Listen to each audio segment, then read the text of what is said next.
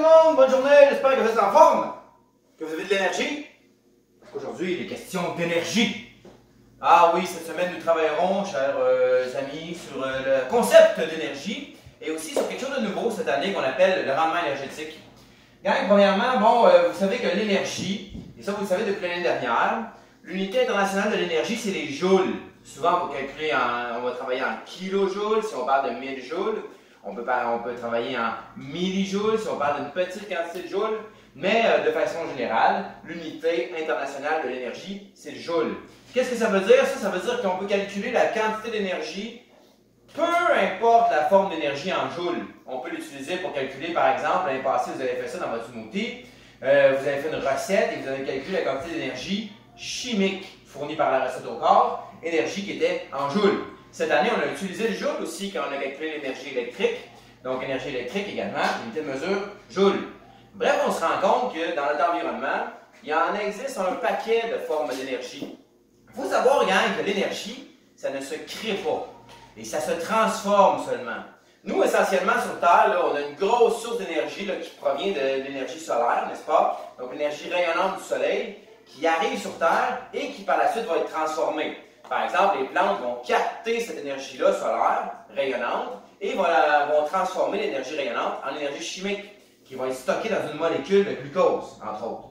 Nous, par la suite, les humains, on va manger cette molécule de glucose-là chimique, et on va transformer l'énergie chimique en énergie du mouvement mécanique, ou encore en chaleur, énergie thermique. C'est pas quand l'hiver fait très froid, quand on mange, on utilise beaucoup de ce qu'on consomme pour se réchauffer.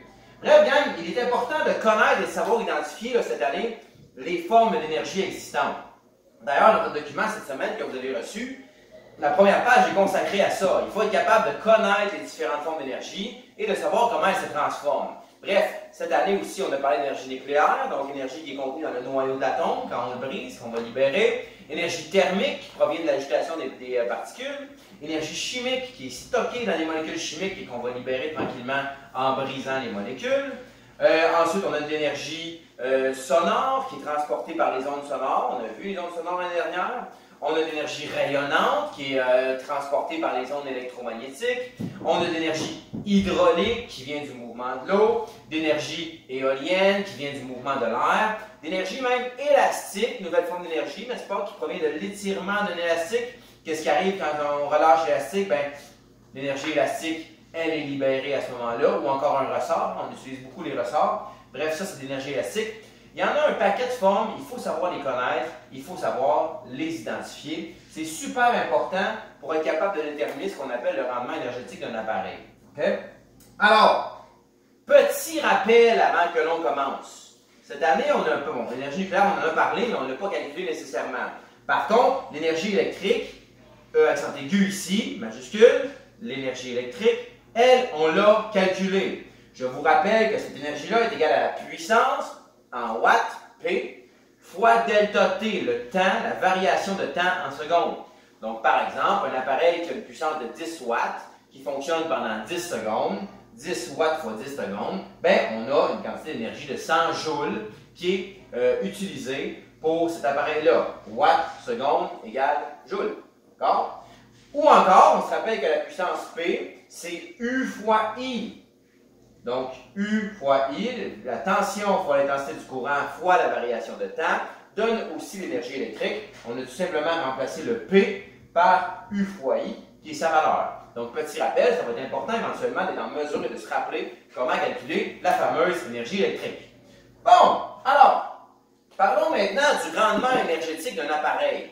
C'est super important, gang, le rendement énergétique d'un appareil. En fait, on est dans une ère, là, présentement, où on essaie d'avoir des appareils les plus efficaces possibles. On veut qu'en termes d'énergie, ils utilisent essentiellement l'énergie qu'ils consomment de manière utile. On ne veut pas qu'il y ait de perte, OK? C'est pour ça que plus ça va, on a des appareils qui s'appellent l'énergie star, donc qui ont une haute efficacité énergétique. Quand on parle d'appareils comme ça qui sont très efficaces énergétiquement, on parle de rendement. Pourquoi le rendement c'est important? Parce qu'on ne veut pas gaspiller de l'énergie. Pourquoi on ne veut pas gaspiller? Premièrement, parce que ça coûte cher, c'est souvent difficile à produire, mais surtout, actuellement, on est dans le contexte de changement climatique, c'est important pour l'environnement, entre autres, d'avoir un bon rendement énergétique, de ne pas gaspiller l'énergie. Qu'est-ce que c'est maintenant que le rendement énergétique? Mais pour parler de rendement énergétique, on va utiliser un vocabulaire précis en termes d'énergie. Tout d'abord, on a l'énergie qu'on appelle l'énergie consommée. Ça, c'est l'énergie totale utilisée par l'appareil. Quand tu le fais fonctionner, lui, il utilise je ne sais pas trop combien de joules. Bref, l'énergie totale utilisée par l'appareil. L'énergie consommée, c'est toujours l'énergie utile que l'on additionne à l'énergie qui est perdue, l'énergie dissipée. OK? Monsieur, qu'est-ce que c'est l'énergie utile? Qu'est-ce que c'est l'énergie dissipée? Probablement que tu as déjà utilisé ton grille-pain, n'est-ce pas? Si tu n'as jamais utilisé ton grille-pain, je t'invite à te faire une toast. Là. Quand tu descends ton grille-pain, n'est-ce pas? Quel est l'objectif principal du grille-pain? C'est de faire chauffer ta toast. Énergie thermique. L'énergie thermique est l'énergie utile pour mon grille-pain.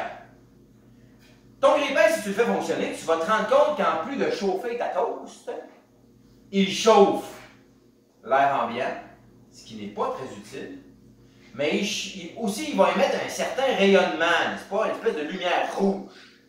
Ce rayonnement-là, il n'est pas utile, on pourrait s'en passer. Ça, c'est de l'énergie perdue. Personne ne souhaite éclairer sa maison avec son grille-pain. Si tu t'éclaires au grille-pain, change de mode d'éclairage. Ça ne sert pas à ça. OK? Fait que ça, c'est de l'énergie dissipée.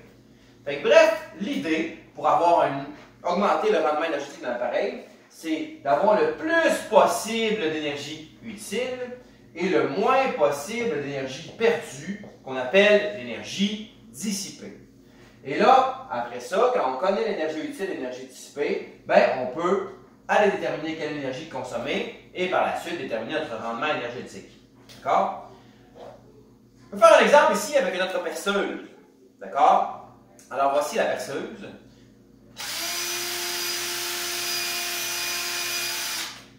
Elle émet du bruit, mais aussi de la lumière. Ça, c'est souhaité. Hein? Si on a mis des petites lumières ici, c'est parce qu'on veut qu'on puisse éclairer si jamais on travaille dans des endroits sombres. Et évidemment, il y a l'énergie du mouvement. D'où provient l'énergie ici? OK?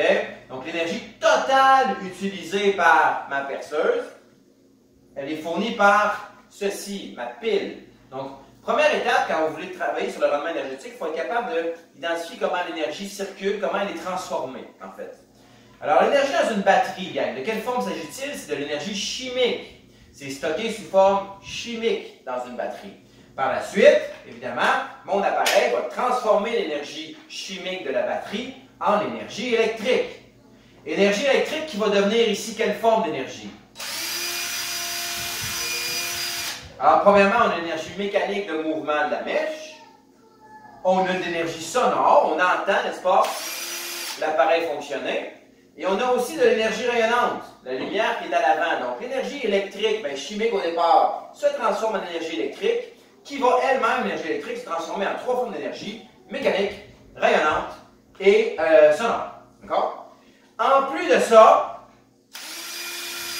on pourrait dire que si je fais travailler beaucoup ma perceuse, elle va chauffer éventuellement. Elle va chauffer, pourquoi? Bien, il y a un petit peu de frottement entre les pièces, etc. Bien, ça, c'est des pertes énergétiques qui sont d'énergie thermique.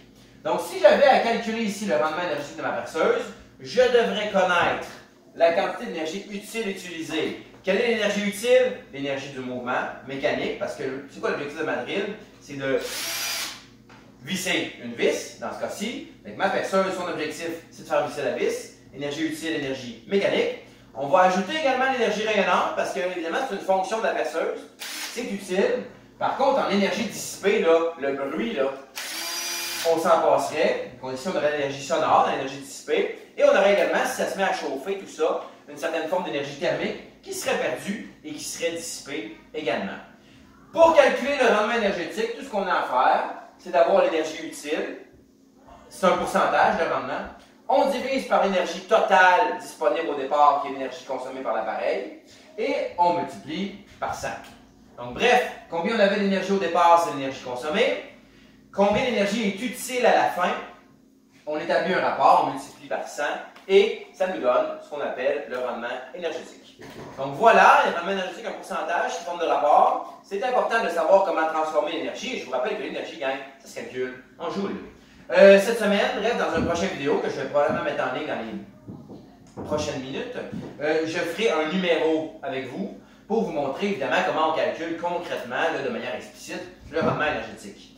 Gang, bonne fin de journée. Je vous souhaite une journée remplie d'énergie, de déplacement. Amusez-vous bien. Au revoir.